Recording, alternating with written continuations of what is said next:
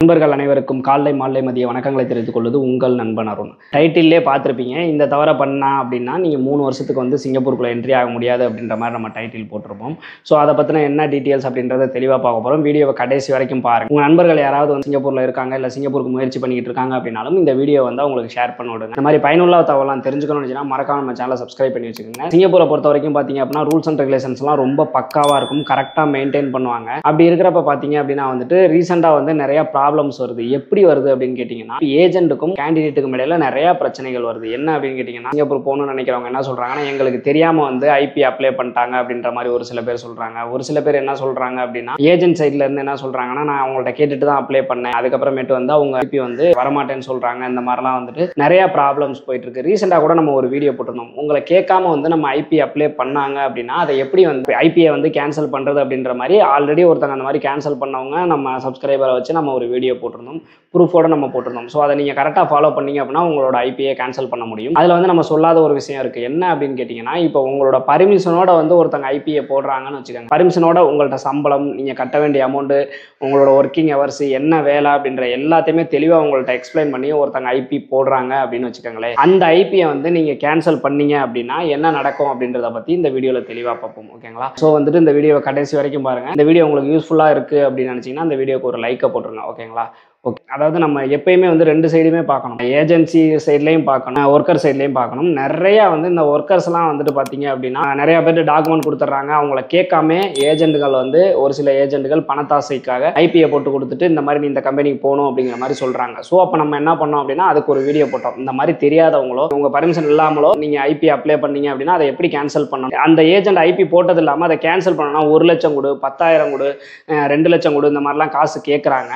So நீங்கள் அதெல்லாம் ₹1 கூட செலவு பண்ணாமல் ப்ராப்பராக வந்துட்டு நீங்கள் எப்படி கேன்சல் பண்ணணும் அப்படிங்கிறத தெளிவாகவே வந்துட்டு நம்ம போட்டுருவோம். அந்த வீடியோ பார்க்காதவங்க தயவுசெய்து போய் பார்த்துருங்க. பார்த்து அந்த மாதிரி உங்களுக்கு யாராவது பண்ணாங்க அப்படின்னா கேன்சல் பண்ணி. இது வந்துட்டு நம்ம பசங்க, அதாவது சிங்கப்பூர் போகணும்னு நினைக்கிறவங்க சைடில் இருந்து பார்க்குறது. இந்த சைடு வருவோம், ஏஜென்ட் சைடில் இருந்து பார்த்தோன்னு வச்சுங்களேன். நிறையா பேர்கிட்ட தெளிவாக லைசன்ஸ்டு ஏஜென்சிலாம் ப்ராப்பராக கால் பண்ணி தம்பி இதுதான் வேலை, இதுதான் சம்பளம், இவ்வளோ அமௌண்ட் நீ கட்டணும், எல்லாத்துக்கும் உனக்கு ஓகேவா, ஃபுட் அண்ட் அக்கமடேஷன் இதுதான், இத்தனை ஹவர் டியூட்டி, ஓவர் டைம் இவ்வளோ இருக்கும், நீ போனதுக்கப்புறம் ஏதாவது ப்ராப்ளம்னாலும் நாங்கள் கரெக்டாக சால்வ் பண்ணி கொடுப்போம். இந்த மாதிரி தெளிவாக ஏஜென்சி சைட்ல இருந்து எக்ஸ்பிளைன் பண்ணி அதுக்கப்புறம் அப்ளை பண்றாங்கன்னு வச்சுங்களேன். அப்ளை பண்ணி அப்ரூவலும் வந்துருது. ஒரு சில ஏஜென்ட்டுகள் என்ன பண்ணுவாங்க அப்படின்னு பார்த்தீங்கன்னா ஒரு 5,000 10,000 கமிஷன் வாங்கிக்குவாங்க. ஒரு சில ஏஜென்ட்டுகள் பாஸ்போர்ட்டை ஹோல்ட் பண்ணுவாங்க. ஒரு சில ஏஜென்ட் நம்பிக்கையின் பேர்ல எதுவுமே இல்லாமல், அதாவது ஐபி வந்ததுக்கப்புறம் பணம் கட்டினா போதும் அப்படிங்கிறதுல நல்ல ஏஜென்ட்டுகள்லாம் அந்த மாதிரி பண்ணுற ஒரு சில நல்ல ஏஜென்ட்டுகள் இருக்காங்க. யாருக்கு பிரச்சனை வருது அப்படின்னா அந்த மாதிரி நம்பிக்கையின் பேரில் அப்ளை பண்ணுறாங்க பார்த்தீங்களா, அவங்களுக்கு தான் பிரச்சனை வருது. என்ன பண்ணுறாங்க அப்படின்னு கேட்டிங்கன்னா அந்த பசங்க வந்துட்டு அப்ளை பண்ணதுக்கப்புறம் சரியாக ஃபோனை ஆன்சர் பண்ணுறது கிடையாது. இல்லை பிரதர் அமௌண்ட் டிலே ஆகும்னு சொல்கிறது, அமௌண்ட் ரெடி பண்ண முடியல,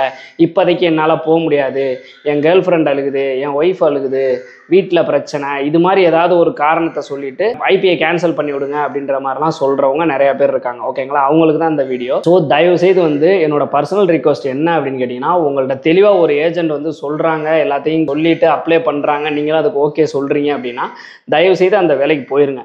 உங்களால் அவங்க சொல்கிற அமௌண்ட்டை கட்ட முடியுமா எல்லாத்தையும் பார்த்துக்கிட்டு கண்டிப்பாக முடியுன்ற பட்சத்தில் மட்டும் மூவ் பண்ணுங்கள். இல்லைனா வந்துட்டு மூவ் பண்ணாதீங்க. இல்லை சார் என்னால் இவ்வளோ அமௌண்ட் கட்ட முடியாதோ, உங்கள் சுச்சுவேஷன் என்னவோ கரெக்டாக ஸ்ட்ரைட்டாக சொல்லிடுங்க. அப்படி இல்லைனா அவங்க அப்ளை பண்ணதுக்கப்புறம் நீங்கள் இந்த மாதிரி பிரச்சனை பண்ணீங்க அப்படின்னா உங்களை 3 வருஷம் வரைக்குமே அந்த ஏஜென்ட்டால் பேன் பண்ண முடியும். ஓகேங்களா? அதுக்கு வந்து ஒரு ரூல்ஸ் வந்து சிங்கப்பூரில் இருக்குது. எப்படி வந்து ஒரு ஏஜென்ட் வந்து உங்களை கேட்காம அப்ளை பண்ணால் கேன்சல் பண்ணுறதுக்கு ஒரு ரூல்ஸ் இருக்கோ அதே மாதிரி ஏஜென்ட் வந்து உங்களை கேட்டு அப்ளை பண்ணுறப்ப நீங்கள் அவங்க எல்லாத்துக்கும் சரின்னு சொல்லிவிட்டு வரமாட்டேன் அப்படின்னு சொன்னீங்கன்னா உங்களை 3 வருஷம் வரைக்கும் பேன் பண்ணுறதுக்கு ஒரு ரூல்ஸ் இருக்குது. அது எப்படி பண்ணுவாங்க அப்படின்றத சொல்கிறேன். அதுக்கு முன்னாடி தயவு செய்து வந்து நீங்கள் என்ன பண்ணுறீங்க அப்படின்னா ஒரு ஐபி எடுக்கிறது அப்படின்றது சாதாரண விஷயம் கிடையாது. ஓகேங்களா? உங்களுக்கு கோட்டா கரெக்டாக இருக்கான்னு பார்க்கணும். அந்த கம்பெனியில் இருக்க ஹெச்ஆர் வந்து நம்ம கம்பெனியில் கோட்டா கரெக்டாக இருக்கான்னு பார்த்து அதுக்கு ஒரு ஏஜென்சியை பிடிச்சி அவங்க மூலமாக அப்ளை பண்ணி அதுக்கு பணம் கட்டுவாங்க. ஒரு ஐபிக்கு வந்து அப்ளை பண்ணுறதுக்கு இவ்வளோ அமௌண்ட் அப்படின்ற மாதிரி இருக்குது. அந்த அமௌண்ட்டை கட்டி ஐபி ரெடி ஆயிடுச்சுன்னா அடுத்து நீங்கள் இறங்குற மாதிரி இருக்கும். ஸோ அதுக்கு வந்து ரூமு பார்க்குறதுலேருந்து அவ்வளோ வேலையும் பார்த்து மெடிக்கல்லேருந்து எல்லாத்துக்குமே ரெடியாக ப்ரிப்பேர் பண்ணி வச்சுக்குவாங்க.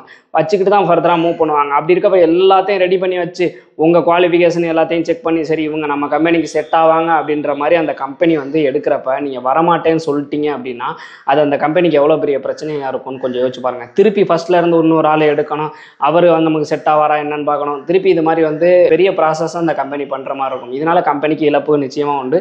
ஏஜென்சி சைட்லேருந்து நீங்கள் வரமாட்டேன்னு சொல்கிறீங்க அப்படின்னா நீங்கள் எல்லாத்துக்கும் ஓகே சொல்லி அப்ளை பண்ணதுக்கப்புறமேட்டு நீங்கள் வரமாட்டீங்கன்னு சொன்னால் கம்பெனி யாரை ப்ளேம் பண்ணுவாங்க அப்படின்னா அந்த ஏஜென்சியை தான் ப்ளே பண்ணுவாங்க. என்னங்க நீங்கள் ஆள் கொடுத்துருக்கீங்க, இந்த மாதிரி ஏன் மட்டமான ஆள்லாம் தான் எடுக்கிறீங்க, இனிமேல் நாங்கள் உங்கள்கிட்ட இருந்து ஆளே எடுக்கலை அப்படின்ற மாதிரிலாம் ஏஜென்சி சைட்லேருந்து சொல்கிறதுக்கான வாய்ப்புகள் ரொம்ப அதிகமாக இருக்குது. ஓகேங்களா?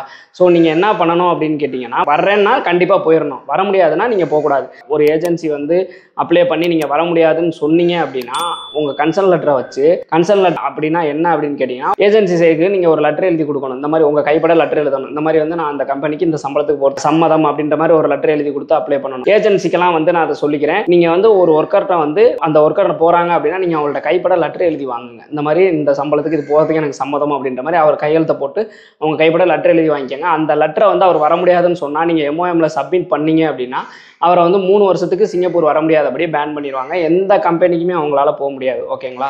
ஸோ இது வந்து நல்லா ஏஜென்ட்டுகள், ஒழுங்காக தொழில் பண்ணிக்கிட்டு இருக்க ஏஜென்ட்டுகளுக்கு வந்து இந்த வீடியோ வந்து ஷேர் பண்ணுங்கள். நீங்களும் வந்து தயவுசெய்து அந்த மாதிரி தப்பை பண்ணிடாதீங்க. அந்த மாதிரி பண்ணுனீங்க அப்படின்னா கம்பெனி நினச்சாங்களாவோ இல்லை ஏஜென்சி நினச்சாங்க அப்படின்னாவோ உங்களை 3 வருஷம் வரைக்கும் பேன் பண்ண முடியும். நீங்கள் எந்த கம்பெனி அப்ளை பண்ணாலும் உங்களுக்கு ரிஜெக்ட் தான் ஆகும். கண்டிப்பாக உங்களால் சிங்கப்பூர் போக முடியாது. ஓகேங்களா? ஸோ அதனால் அந்த தப்பை மட்டும் தயவுசெய்து பண்ணிடாதீங்க. இந்த மாதிரி பயனுள்ள தகவலாம் தெரிஞ்சுக்கணும்னு நினச்சினா மறக்காம நம்ம சேனலை சப்ஸ்கிரைப் பண்ணி வச்சுக்கோங்க. இன்னும் ஒரு வீடியோவில் சந்திப்போம். பாய்.